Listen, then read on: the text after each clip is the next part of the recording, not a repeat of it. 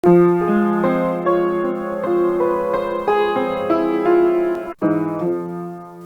Stanley Setty was found dead in late 1949, it could hardly be said to constitute a great loss to society. He was a black marketeer during the post-war years and would do almost anything illegal to turn a profit.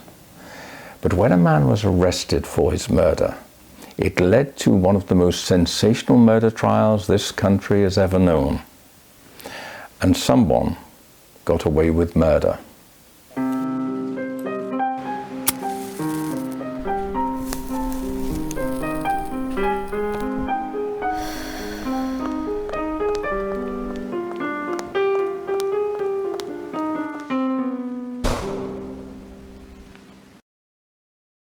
Stanley Setty's sister was worried when her brother did not arrive home on the evening of the 4th of October 1949. The following morning he did not turn up to his used car business at Warren Street, North London, and yet his car, a distinctive cream-coloured Citroën, was parked outside his Cambridge Mews garage. It was unusual for 46-year-old Stanley to break with his habits in this way. Setty had last been seen at around 5:30 p.m. driving his car, and had called his girlfriend, Connie, at around 6 p.m. to say he wouldn't see her that evening, as he had to go to Watford to see about a Jaguar. His sister Eva informed the police, who took the report of Setty's disappearance seriously. He was a shady character, known to the police as being a black marketeer, in the vernacular of the post-war period, a spiv, and a dealer in stolen cars. A search of Setty's apartment revealed that his passport was still there, and there were no signs that he had packed and left for any reason. The police were quick to sense that his disappearance was a malign occurrence. Setty was known to have been carrying a roll of £1,000 in £5 banknotes when he disappeared. That's about £35,000 in today's terms. Was it possible he had been robbed and murdered for this? One piece of good fortune for police was that the banknotes Setty had been carrying were drawn from the bank that afternoon, and there was a record of their serial numbers. Police shared these numbers in the hope that if they turned up, it would give them a lead. The disappearance was widely reported in the press, and on the 15th of October, the Setty family offered a reward of £1,000 for information about his disappearance. But searches of bombed-out sites and buildings from World War II and areas of wasteland in London came to nothing. Stanley Setty had vanished into thin air. Stanley Setty was born Sulman Setty in Baghdad in 1903 into a Jewish family. They moved to England around 1909 when Setty was just 6 years old, settling in Manchester, and Sulman became Stanley. He worked as a shipping merchant with his brothers while in his teens, but it was not a success, and after failing to establish a trading business in the 1920s, he began raising money by purchasing goods and selling these at a loss.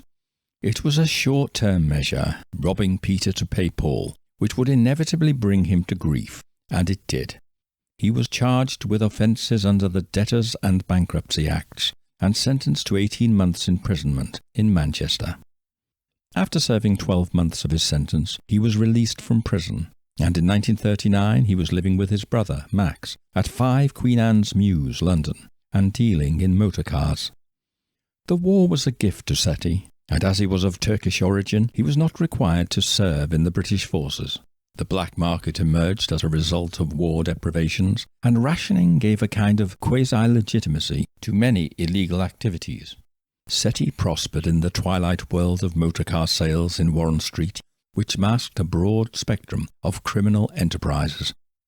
He operated a cash business, regularly dealing in stolen cars, acquiring logbooks, respraying and reselling them, and acting as a curbside banker, cashing checks for a commission. He was also rumoured to have been involved in gun running, and it is possible also he was a police informer, which would explain why his disappearance caused immediate concern to the police. There was speculation that Setty had been lured by an adversary using the false prospect of a deal on a Jaguar, and then murdered, because nothing could be learned of the Jaguar deal in Watford. But there was nothing to indicate what had become of him, and the investigation stalled. Sidney Tiffin had gone out duck hunting on the morning of the 21st of October 1949 to Dengie Marshes near Tillingham in Essex. From his shallow punt he saw something floating in the water, and on tugging at the cord binding it, a man's torso, devoid of head and legs, floated out, the arms tied behind its back.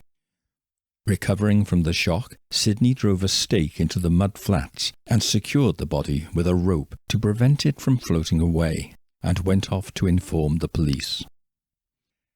Initially it was thought that the body had been dumped overboard from a boat, as a car could not possibly have got anywhere near the shallow marsh waters.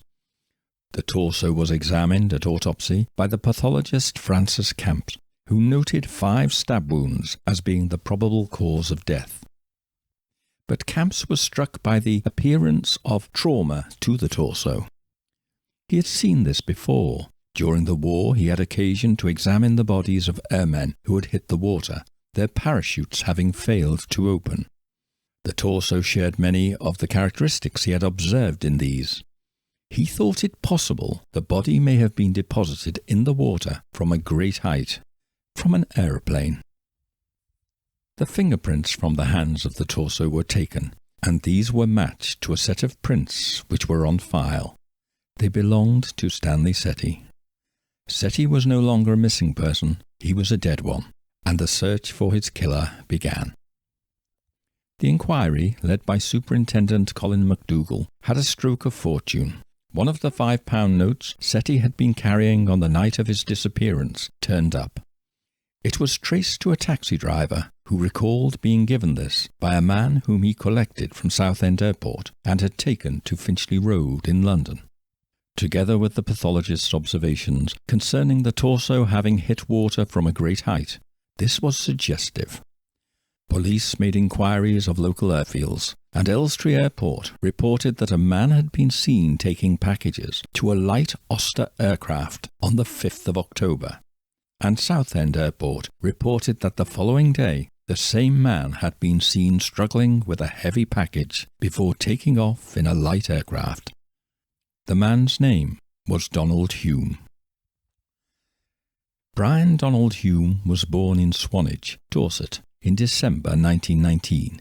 He was illegitimate, his mother being separated from and widowed by her husband, Percy Hume, who was not Donald's father. Hume was acutely sensitive about this throughout his life.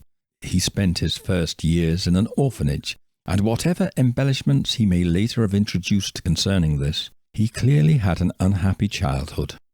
When he was 8, he was adopted by his grandmother, Ada Fitzgerald Whittington, who lived in North London. He was happy with her, but it didn't last. After several months, he was sent to live with his Aunt Doody, who lived in Basingstoke with his Uncle Don. They had 2 daughters, and for whatever reason, Donald and his Aunt Doody did not get on. Aunt Doody was headmistress of a local primary school, and it often seemed to Donald that he was singled out for punishment by her. And to make matters worse, Donald began to hear rumours about his aunt, being told by someone that his aunt was actually his mother. It was naturally a great shock to him, and the estrangement from his mother evolved into a hatred, which was probably mutual. Donald went to Queen Mary's Grammar School in Basingstoke at the age of 12, but was not academic, and he left the school at the age of 14. After a brief stint as a living kitchen boy, he returned home, and feeling unwelcome here, he ran away to London. Here he went to Somerset House, where the records of all births and deaths in the country are held, and obtained a copy of his birth certificate for 1 shilling. He discovered that Aunt Doody was indeed his mother, and the name of his father was left blank. In other words, his natural father was not prepared to acknowledge him.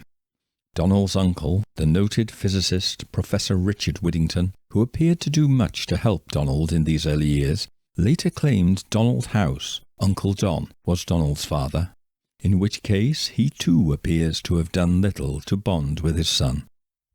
Angry, feeling unwanted, Donald held a grudge against those who had rejected him for the rest of his life. He worked initially as an apprentice electrician in London, but it didn't last. When he was 17, he joined the British Communist Party, It is doubtful this was because of any ideological affinity to its political cause, but rather because it represented a violent rejection of the society he resented. He took part in clashes with Oswald Mosley's fascists in London in the 1930s, a natural physical outlet for his anger and shame. In 1939, at the outbreak of war, Donald set aside any political allegiances and joined the RAF. He had always been fascinated by flying, possibly inspired by his uncle Richard Whittington, who had worked at the Royal Aircraft Establishment at Farnborough. Donald had made model aeroplanes as a boy, and he was excited by the prospect of becoming a pilot and of the broad canvas for adventure war offered. But severe illness in the form of cerebrospinal meningitis forced him out in the early part of the war, to his great chagrin and disappointment. Now out of uniform, he felt rejected, cheated of his chance for glory. The flying officer was the archetypal hero in Britain during the war years, having successfully defended Britain from invasion. He purchased a uniform and medal from a discharged pilot officer for £5 and began to impersonate an RAF officer. He enjoyed the respect and admiration the uniform gave him, and also the trust it engendered in people. He found the guise opened many doors for him and enabled him to pass bad checks. Everyone trusted an RAF pilot. But he was caught, and this led to a suspended prison sentence in 1942. It may have been the shock of a suspended prison sentence hanging over him, or perhaps he simply found a new impetus for his talents. But Hume began an electrical business with the help of his uncle Richard, even inventing electrical household goods, notably a toaster, manufacturing and selling it. It was a success. By 1947, now prosperous and still only 27 years old, Donald met Cynthia Mary Wright at the M Club in Welbeck Street. Her marriage was failing, and Donald fell in love with her, the two marrying in 1948, soon after her divorce. They toured the continent in a car, and Hume began to neglect his business. An attempt to set up a factory in his wife's hometown of Hay-on-Wye turned out disastrously, and he returned to London, with dwindling finances and no clear direction to his life. He did, however, acquire a mongrel dog called Tony, which was to become his faithful companion. Apparently he was so taken with the dog when he came across it in the street that he bought it off its owner for £1 there and then. He also found time to fulfill a lifetime's ambition. In 1949 he obtained his Class C pilot's license. He had his wings at last. It was in early 1949 Hume came across Stanley Setty in the Hollywood Club, Marble Arch, and was impressed by him, his flashy dress style, his obvious affluence, and his cynical outlook. He had met him once before, briefly, in 1947, when he bought a vehicle off him, but the renewal of their acquaintance was now to be a fateful one for both men. Donald began selling forged petrol coupons for Setty, and then stealing cars for him. Hume later claimed to have been involved in numerous international smuggling escapades using aircraft, but this is probably fanciful. The reality was Donald Hume was a small-time crook. Superintendent Colin McDougall's inquiries into Donald Hume revealed that, although somewhat strapped for cash, he had recently come into money, and his possession of the banknotes which had been in Setty's possession and reported flights from airports in southeast England provided a definite line of inquiry. At 7:30 a.m. on Thursday the 27th of October, detectives arrived at 620B Finchley Road and arrested Donald Hume. Hume initially denied any knowledge of the matter of Setty's death, but he quickly adapted as he realized the extent of the detectives' knowledge. He had a strange story to tell. He told detectives that three men called Mac, Greeny, and the boy had asked him if he was the flying smuggler, to which he had assented. They then offered him £100 in £5 notes, about £3,500 in 2020 terms, to drop 2 parcels from an aircraft, and he had accepted this, hiring a car and a plane for this purpose.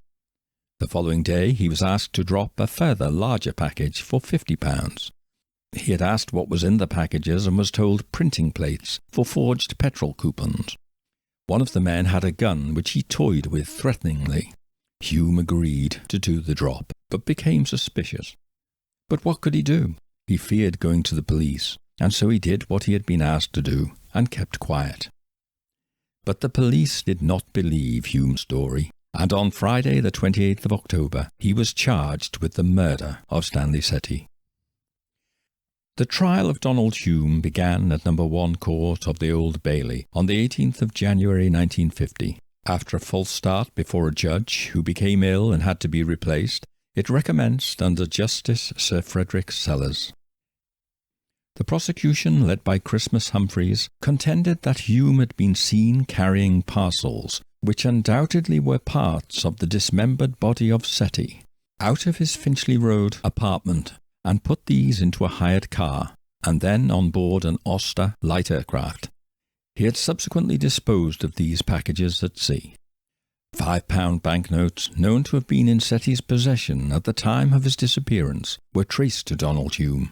Traces of blood about the flat were proved to be human and type O, which was Setty's blood group, and the living room carpet had been cleaned and dyed a darker shade of green the day after Setty's disappearance, though it still retained bloodstains.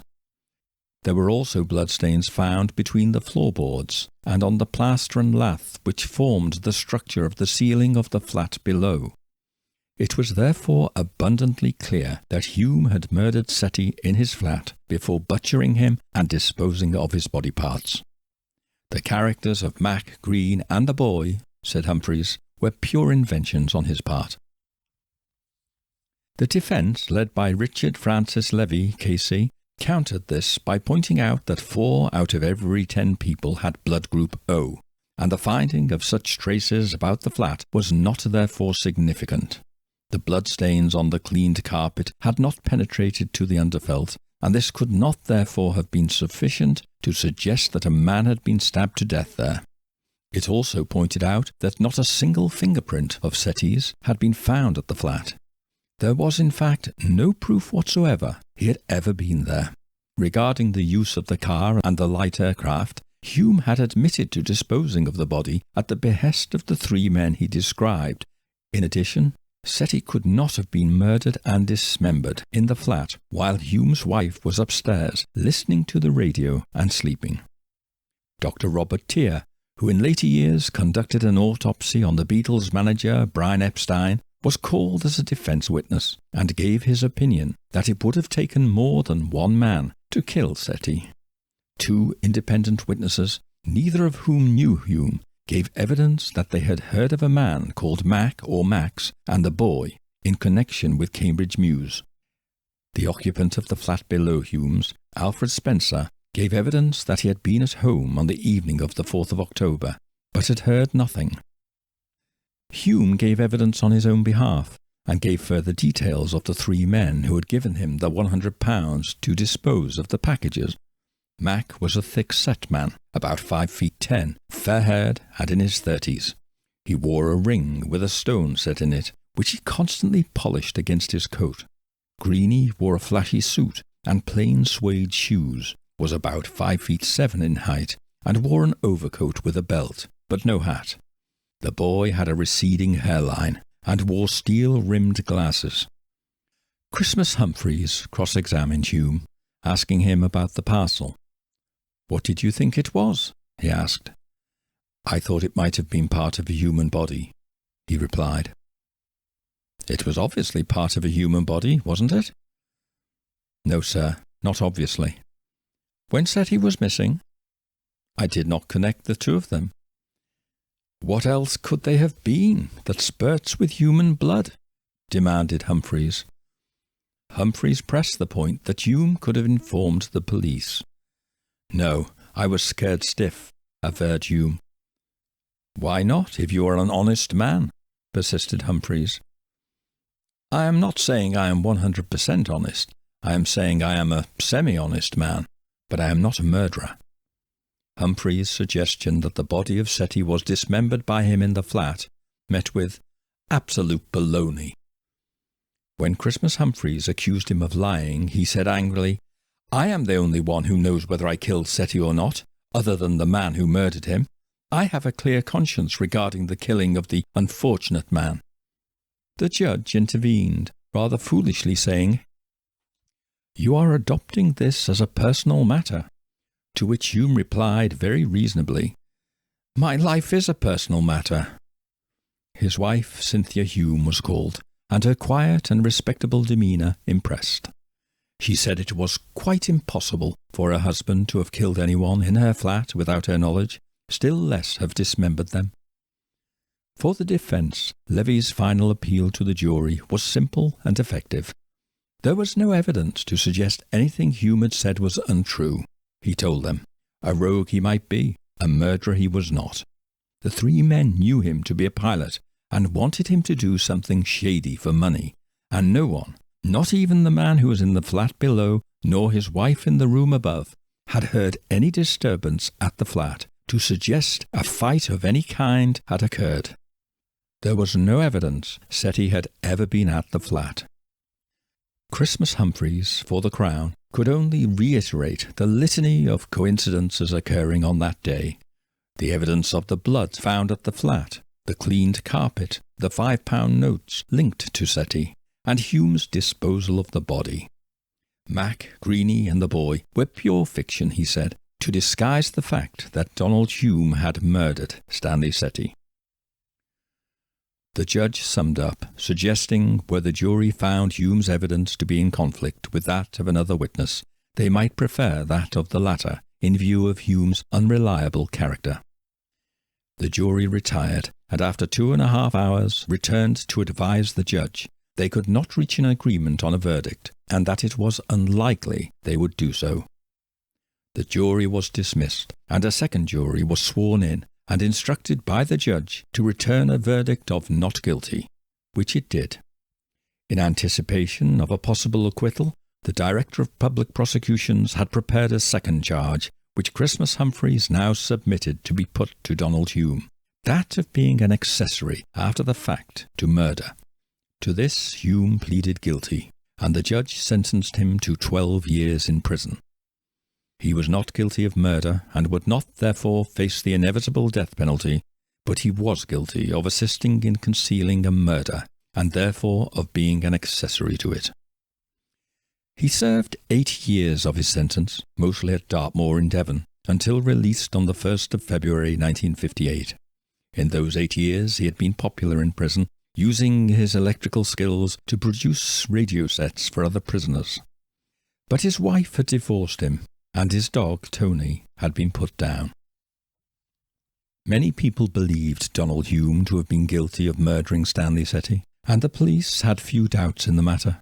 But there was inevitably an equally large number of people who were convinced he was a rogue and accessory, but not a murderer. It was a mystery which would doubtless still have divided people today, as the jury had been divided in 1950, had it not been for what came next. On the 1st of June 1958, the Sunday Pictorial carried a startling and what has become a notorious headline. "I killed Setty and got away with murder." It read, "Donald Hume, acquitted of murder at the Old Bailey, admitted to all that he had indeed murdered Stanley Setty. It was a sensation. In his confession, for which he was paid £2,000 by the Sunday Pictorial, approximately £50,000 in 2020 terms, he told how he had murdered, dismembered and disposed of Stanley Setty. Hume's story was that he had returned home to 620B Finchley Road on the evening of the 4th of October 1949 to discover Stanley Setty's Citroën parked outside. This irked Hume for 2 reasons. Firstly, he guarded his private life fiercely, and secondly, although he was an associate of Setty's, he disliked him intensely. The reasons he gave for this was that Setty had kicked his beloved dog Tony because it had scratched one of his cars, and also because Setty had boasted that he had been out with Hume's wife. When Donald Hume arrived back at the flat, he discovered Setty sitting coolly on the sofa in his living room. He had let himself in, he said. Hume had not forgotten the incident over Setty kicking his dog. He had not acted on that occasion, and that in itself provided him with a deep well of anger to draw on. Now here was Setty, his large, obtrusive yellow car outside his home, and his large, intrusive person in his house, while his wife was listening to the radio upstairs in bed. He reacted badly. "If you come here again, it will be your lot," he said. "Who's going to stop me? You and who else?" Setty jeered. "If I want to come here, I will." Hume stepped closer to Setty and threatened to throw him down the stairs. "You'll be the one to get slung down the stairs," Setty told him. Hume fetched an SS dagger he kept as a prized possession. "Next time you come here, you'll get this," he said, brandishing the weapon. "Go away, you silly little bastard," Setty replied contemptuously. "What do you think you're doing, playing at soldiers?" "There's no play," said Hume, and a terrible fight ensued in which he stabbed Stanley Setty repeatedly in the chest. Setty was dead on Donald Hume's sitting-room floor. He stood and listened. He heard nothing, only the sound of his own heart thumping within and the faint hum of traffic beyond the net-curtained windows. Had no one heard? It seemed not. He drew the curtains. He dragged Setty's body to the coal cupboard and cleaned up as best he could. He was, of course, stunned by the rapid escalation of words which had led him to kill Setty, but he also realized he was in a terrible position. He was standing in the shadow of the noose. He found Setty's car keys in his pocket and drove the Citroën to Cambridge Mews, where it was normally kept. He wore gloves for this, and then caught a taxi back to Finchley Road. Cynthia had, apparently, slept through everything. No one stirred.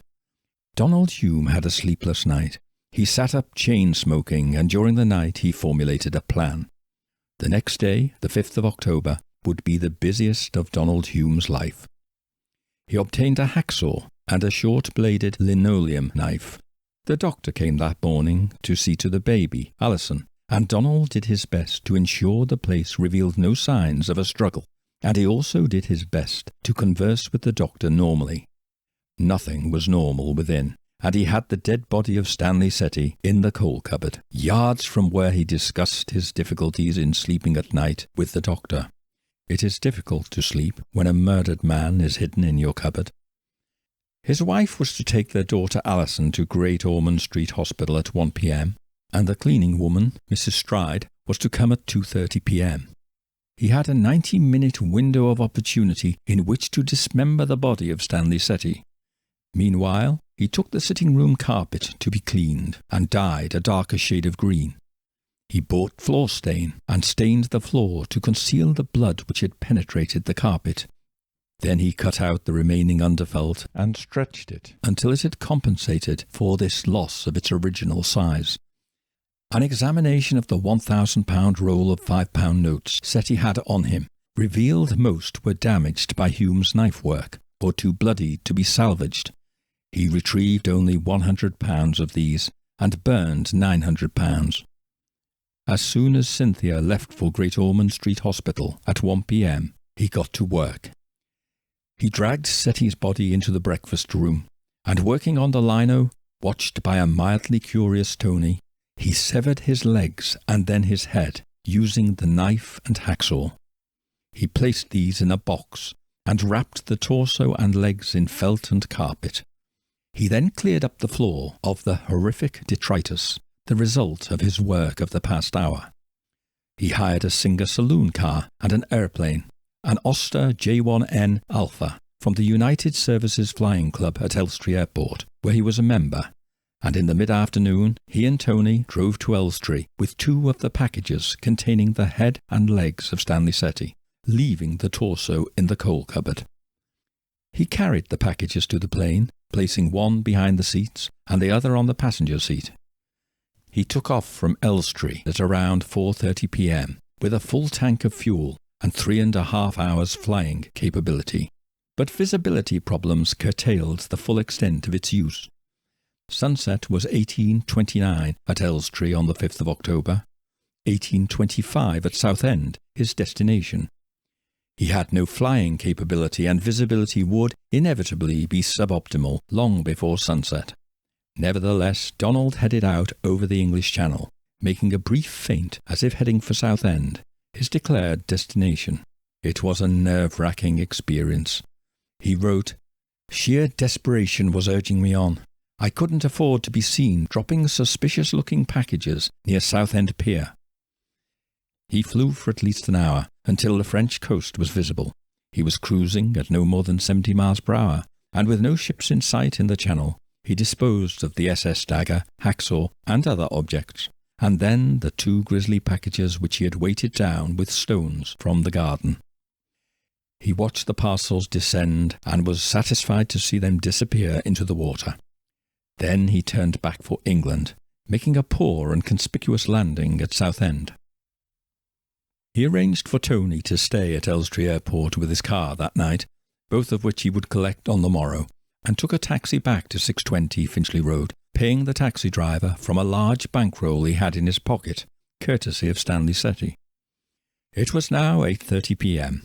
It had been a long day, and Setty's torso remained in the coal cupboard. In the morning, Thursday the 6th of October, he had a decorator, Joseph Stadden, varnish the floor. He travelled to Elstree and returned with Tony in the Singer, and asked the decorator to help him lift a package from the coal cupboard to the car. He told Mr. Stadden not to lift the package underneath. Apparently it was moist from blood seepage. By 2:30 p.m. he was at Southend, parking the car near to the Oster aeroplane, where he was observed struggling to get the torso on board, and in answer to an engineer's inquiry concerning the contents of the package, he replied, "Fish." Once again he took the Oster plane up, with the heavy torso of Setty sitting upright beside him. Soon he was over the channel, and in poor visibility he tilted his plane and with great difficulty pushed its contents out at around 2,000 feet. He then headed for the coast, but he lost his bearings and had to make his way along the shoreline looking for landmarks, temporarily landing in a field to ask directions of a farmer, and then took off again, the farmer obliging him by turning the propeller to start the engine, and eventually he landed at Gravesend at 6:30 p.m. Once more he took a taxi home. This was the gist of Hume's confession, serialized in the Sunday Pictorial over a period of 5 weeks. But how much of this was true? There are many parts of the story that are suspect. Hume gave other accounts of the killing, both publicly and privately in the years that followed, depending on his motivation, once claiming his wife had stabbed Setty, and also that he had caught Setty and Cynthia in the house together and killed him. But both these versions were motivated by spite towards his estranged wife. What is certain is that Setty drove to 620 Finchley Road that evening, that he had mentioned this intention to no one, and that he had never been there before. It is also certain he informed others of his intention to drive to Watford to see about a Jaguar, and he was carrying £1,000 with him at the time. Why did he stop at Hume's en route, as it were, some time after 6 p.m?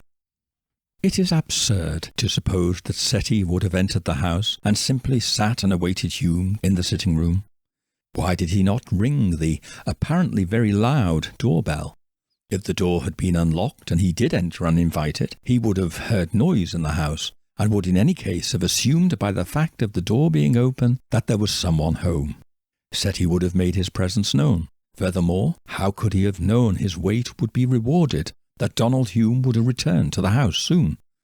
If Hume's story is to be believed, then Stanley Setty let himself into the house through an unlocked front door, uninvited and unannounced, knowing someone was home, to await someone whose arrival could not possibly be known.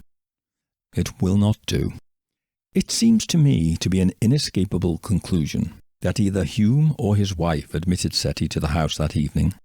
But if it was Donald who did so, the pieces of the jigsaw do not fit together without hammering them into place. And then the picture created is unconvincing. There is a far more obvious and altogether more satisfactory explanation of this, and it has the added advantage of being in accord with Hume's description of his emotional responses to the situation. This is that Setty did what anyone else would do. He walked up to the door and rang the bell. The bell was loud, and it was heard. Mrs. Hume opened the door to Setty and told him her husband was not home, but was expected to return shortly. She invited Setty in to wait and showed him into the sitting room. It is likely she knew Setty, knew of Hume's association with him, and knew him in any case from nightclubs where she had worked and in which Setty was a well-known visitor. On Donald's arrival home, she will have abstracted herself and left the two men alone. From Donald's perspective, his account of this, given to the Sunday Pictorial, is essentially correct. He arrived home to find Setty's car outside and his obtrusive person sitting on his sofa, possibly talking to his wife. This was a particular affront to Hume, a man he disliked intensely, speaking to his wife, of whom he was jealous, and had probably heard rumours concerning Setty's intentions towards her. And such claims of intention seem credible. They were a way of establishing dominance over his inferior associate, an element of droit du seigneur. There was an undertone of friction between the two men. Setty regarded Hume as his subordinate, and Hume sensed it, and Setty's turning up at Hume's home was another proof of superiority. It needled him. But Hume only told half of a story. It seems to me that Setty had inevitably come to talk business, and that the £1,000 was part of this. But the two men quarrelled. Hume simplified this account so that the entire episode was centred on Setty's intrusion. It would certainly have been the key factor to him. But it is also probable that Setty's visit was with regard to the Jaguar, possibly that Hume was to have stolen one, but failed. Setty was angry. In an already tense atmosphere, an altercation occurred. Hume claimed there was a big fight, during which they rolled over and over until he ultimately overcame Setty. This is not credible for two reasons. Firstly, no one heard anything of a struggle, no shouts, screams, or heavy thuds. Yet his wife was upstairs just a few feet above him, and his neighbour was a few feet below, while this struggle took place. And secondly, Hume did not appear to have received any injuries or bruises which might indicate a struggle of any kind with a large man like Setty fighting for his life had taken place. It was also noted that Setty's hands showed no signs of any knife wounds, the characteristic telltale of the defensive instinct to protect oneself from a knife attack. That is because Setty was taken by surprise. It is likely the conversation was one of mutual contempt and hostility, until Hume's temper suddenly exploded, and he rushed and stabbed Setty repeatedly in the chest, perhaps while Setty was still seated, or in the process of getting to his feet to meet a challenge. This raises the question of how much Cynthia knew of the Setty murder. Cynthia's account of events did not seek very obviously to exonerate her husband.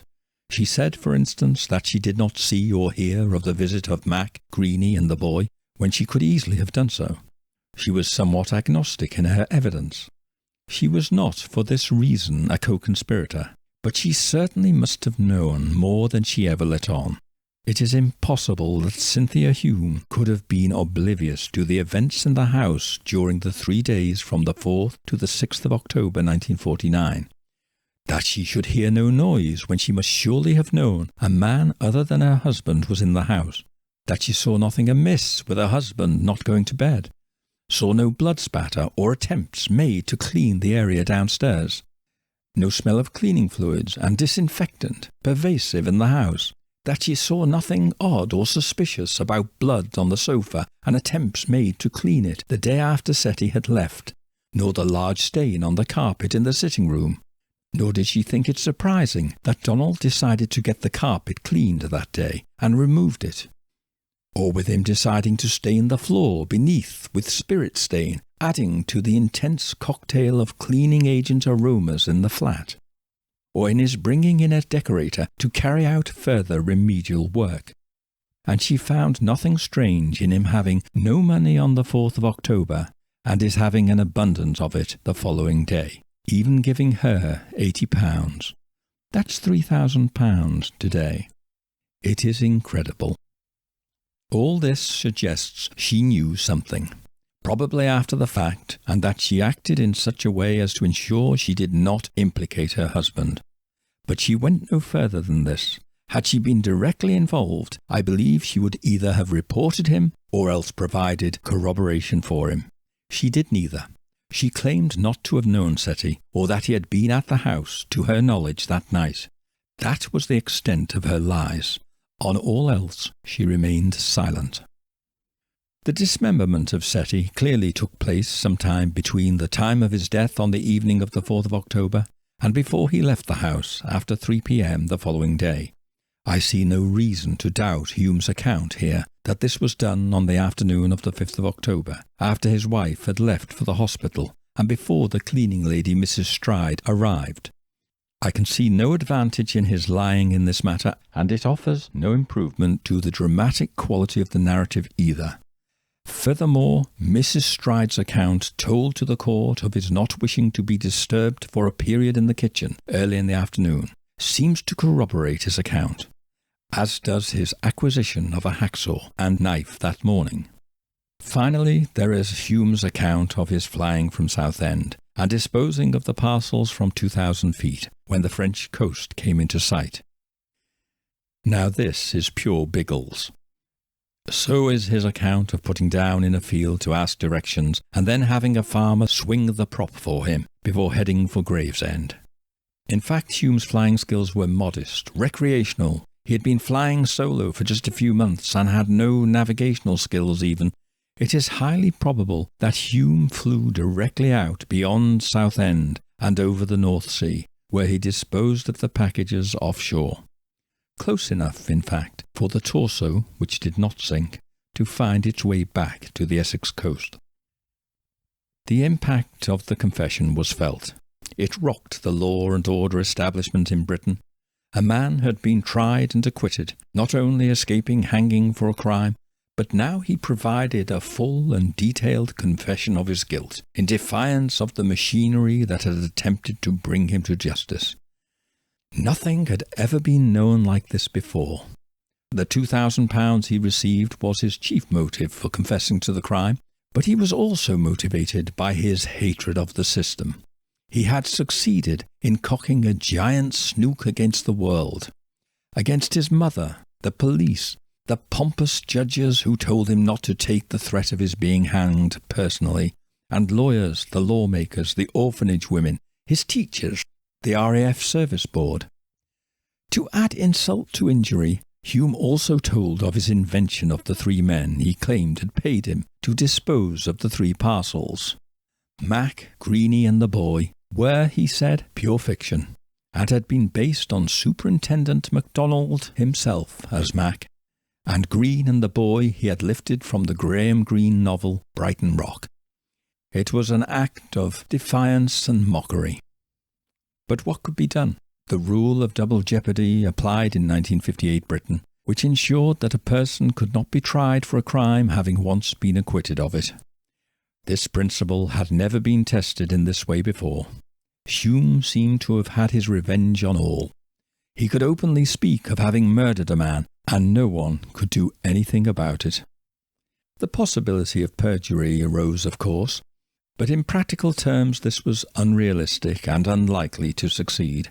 Hume could simply say he had invented the story he told the Sunday Pictorial, and the Crown would be left in the same position as it had been in the trial for the murder itself, without evidence, but with a great deal of potential for further embarrassment.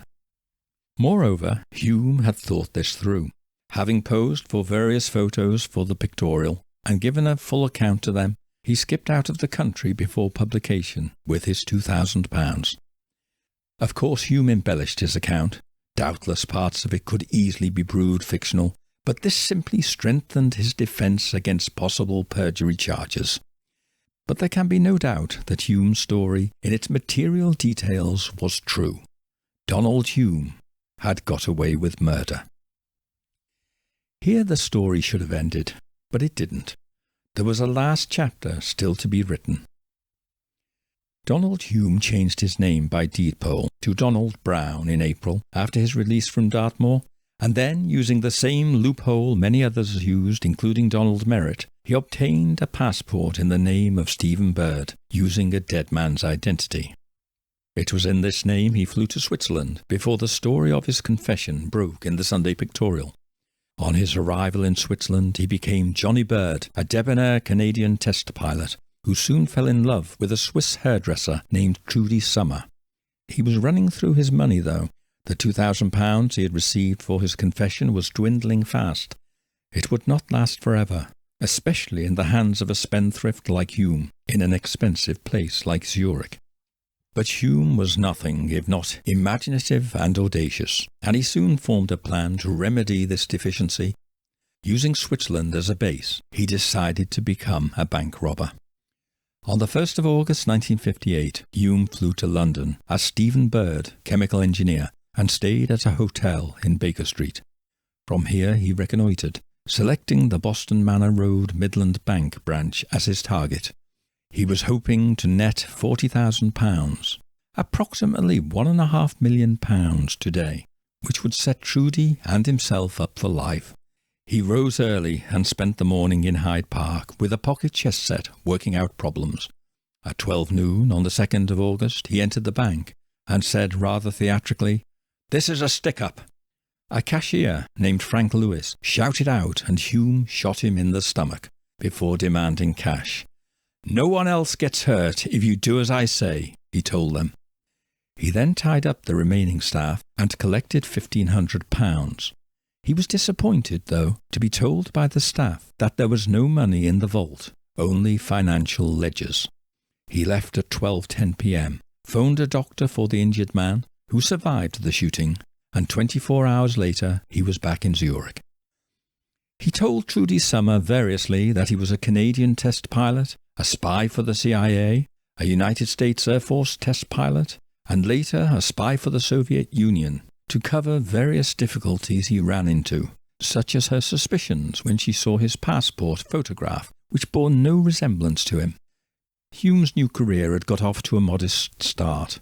His first venture had netted him a lot less than he had hoped for, but he was now £1,500 better off, approximately £37,000 in today's terms, and he had got away with it.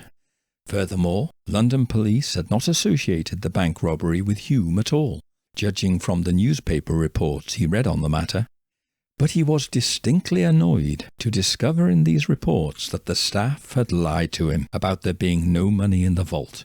In fact, there had been a very large amount. Donald Hume had been tricked, and he did not like to be tricked. He decided to return to the bank after a decent interval, to collect his just deserts and to teach the bank staff a lesson. So 3 months later, in November 1958, he again flew to England, once again in the guise of Stephen Bird, chemical engineer, only to discover the Midland Bank branch had moved a quarter of a mile down the road. On the afternoon of the 12th of November, just before the bank closed at 3, Hume walked into the bank, again making the announcement, "This is a stick-up." It seems the bank had reviewed its procedures following the August stick-up, and the staff promptly ducked down beneath the counter and ran out through a back door, locking it behind them, and raising the alarm as they did so. Donald had been outwitted, and had little choice but to take the cash available on the counter and escape. He had netted just £300 this time. That's about £7,000 in 2020 terms. The manager, Eric Ayres, tried to intercept him, and Donald Hume shot him, again not fatally, and made good his escape. Once again he returned to Zurich. It had not been a successful trip, and certainly had not yielded the sort of return he had been hoping for. Disconsolate, he went to Canada, and spent most of December of 1958 there. He still had £1,700 in his funds remaining, but he knew it was all slipping away. His relationship with Trudy Summer was also failing. He could find no way of reconciling the reality of his circumstances with the life he had assumed as Johnny Bird. He tried to give her up several times for this reason, but simply found he could not. By late January he was nearly broke. He seemed to be boxed into a corner. It was now he formed a new plan. On the 29th of January, Hume said goodbye to Trudy Summer. It had a certain finality about it. He visited the Anglican church in Zurich, and here he spent the night. It was a long night. Hume was an intelligent man, a reflective one, a man who understood his own actions, and also that he was driven by compulsions he was unable to resist. He knew he was facing defeat, yet he could not turn away. Perhaps he spent the night in the church thinking such things. He prayed as only devout people and desperate people pray.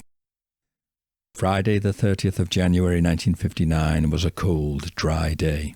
Hume left the Anglican church and walked, forlorn, for a while. He spent the early morning in Zurich's park feeding the ducks. If he had a redeeming quality, it was that he always loved animals. They never judged, questioned, or admonished, simply accepted their fellow travellers. At 11:30 a.m., Donald Hume walked into the Gewerbank, Zurich. He was exhausted, driven now by a nervous energy. He had a small cardboard box with him, which he placed on the counter, with his hand concealed within it, holding a pistol, and through a hole within the box he pointed the pistol at the cashier, Walter Schenkel, and shot him. He fell, wounded, but not fatally. Hume then jumped over the counter and hit another cashier with the gun. An alarm was sounded, and Hume hurriedly grabbed some loose cash and ran from the bank. Edwin Hoog gave chase, and seeing what was afoot, so did a number of others. The chase was on. Hume turned to fire at them, but his gun jammed. He arrived at a taxi rank, now hunted, with a crowd snapping like wolves at his heels. A taxi driver, Arthur Marg, seeing the chase, tried to intercept Hume. Hume fired his gun again. This time it did not jam, and Marg fell fatally wounded to the ground, where he died. The crowd caught Hume, and the police arrived soon afterwards, taking him into custody. It was now truly over, and he knew it. "This is the end of the line for me," he told Hans Stolz, the police chief. Hume's trial began later that year on the 24th of September 1959 in Winterthur on charges, inter alia, of murder, attempted murder, and armed robbery. He pleaded guilty, but he was provocative and defiant in court nevertheless. And yet for all his bluster and pugnacity, his replies to the judge's questions in court are revealing. "Why did you need the pistol?" asked the judge, Hans Gut. "I felt lonely," replied Hume. A sort of keen, macabre wit pervaded Hume's replies. It seems Hume had known his robbery of the bank was doomed to failure, and he said as much. "Why did you do it anyway?" asked Gut. "It's difficult to say," Hume replied. "I didn't want my conscience to brand me a coward." A curious, insightful response. He could not live with himself knowing he had backed down from such an enterprise. Donald Hume was of course found guilty, and as Switzerland did not have the death penalty, he was sentenced to life imprisonment with hard labour. He was sent to Regensdorf prison and spent 3 months in solitary confinement due to his disruptive and defiant behaviour. He stayed in touch with Trudy Summer for a while, but it inevitably came to an end. He wrote a thriller which was not published, and was allowed a typewriter with which he wrote short stories for a while. He was a talented artist too. But Hume suffered in prison. His treatment was harsh, and his stay there reflects little credit on the Swiss authorities. Jonathan Oates' book, Donald Hume, Notorious Bank Robber and Double Murderer, is exemplary in its coverage of this period in Hume's life. The Swiss authorities tried repeatedly to have Hume repatriated to Britain to serve his sentence. On the 20th of August 1976, Hume was released from prison at last, having served 16 years of his sentence. He was immediately deported to Britain. On his arrival at Heathrow Airport, Hume was delighted to be home. He was examined by 2 psychiatrists, declared criminally insane, and taken to Broadmoor. Was he insane? By the time of his release from Regensdorf, he was unquestionably. A tortured animal does not often improve. He was clearly an abnormal man, but there was a certain reckless logic in all his actions. He was constitutionally antisocial, and he acknowledged this. There is a sense of inevitability in his realization that he was doomed to fail. He believed he would be caught, even as he fled the scene in Zurich, recklessly firing his gun as he went. A Swiss psychiatrist who examined him in 1959 said he was incapable of love, only hate. That is incorrect. He had loved his grandmother. He had loved his dog Tony, of whom he kept a photo in his wallet. He had loved Cynthia, and probably would have loved his daughter Alison too, had prison not separated him permanently from her when she was 14 weeks old. He certainly loved Trudy Summer, but he was driven by an anger which he could not master. It controlled all his actions. When he was on the verge of success, he sabotaged his own good fortune, as though he distrusted the caprice of fortune that could as easily and as impetuously snatch away that which it had given. He was also constitutionally incapable of resisting the compulsion to kick out at those whom he viewed as being his tormentors. The children at school who mocked him for his illegitimacy mocked him still. He tried to reinvent himself in the world.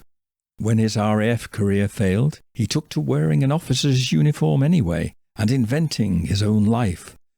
A spy in the CIA, a test pilot, a spy for the Soviet Union even, all were desperate and ultimately forlorn attempts to create a successful version of Donald Hume.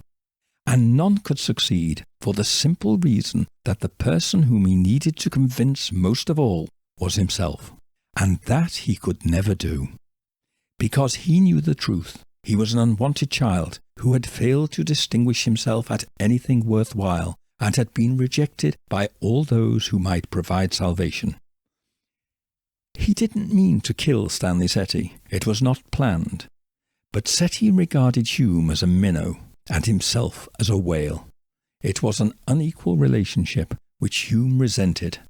Setty used Hume to steal cars for him, to fence stolen or fake petrol coupons, and he even humiliated Hume by claiming to others that he was in some sort of relationship with his wife, the Lord's advantage of his servant, to take as he pleased. So it was when he kicked Hume's beloved dog. It was as good as kicking Hume. Its effect was equal. This was also the effect of visiting Hume's flat. It was an invasion of his privacy, the threat of an overture to his wife. There was an element of paranoia in Hume. He warned Setty. A game had been engaged, and there was no third person present to restrain either party, to de-escalate the dangerous situation. It would be played to the end, until someone backed down.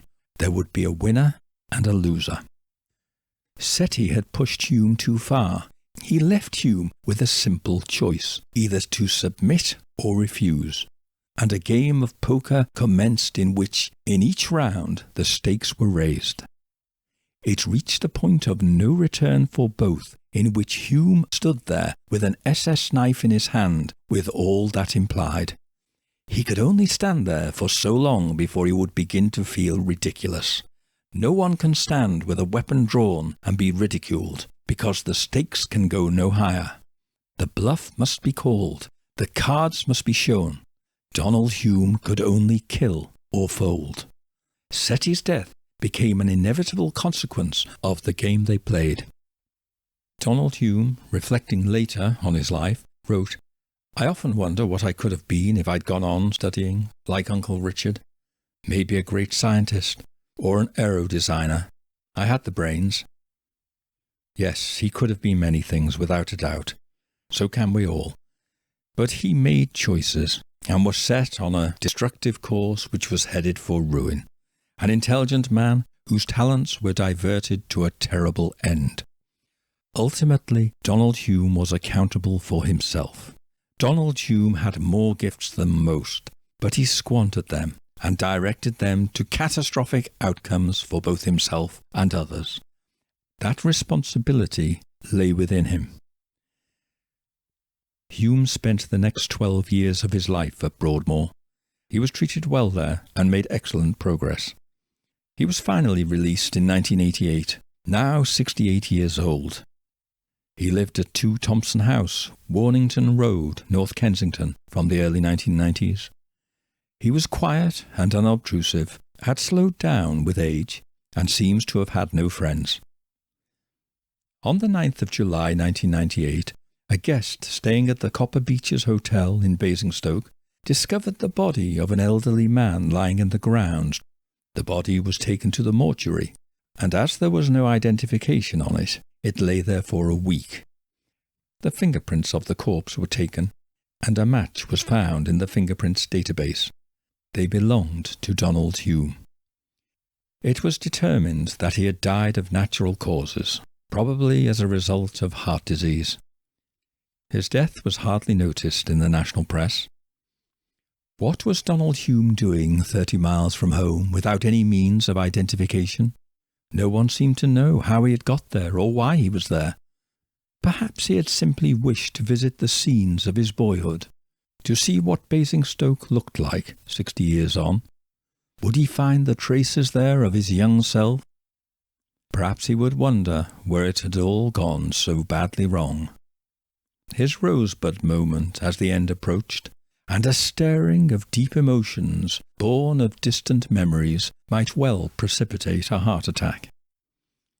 Donald Hume was buried in an unmarked grave at Basingstoke Cemetery on the 30th of July 1998, in his 79th year.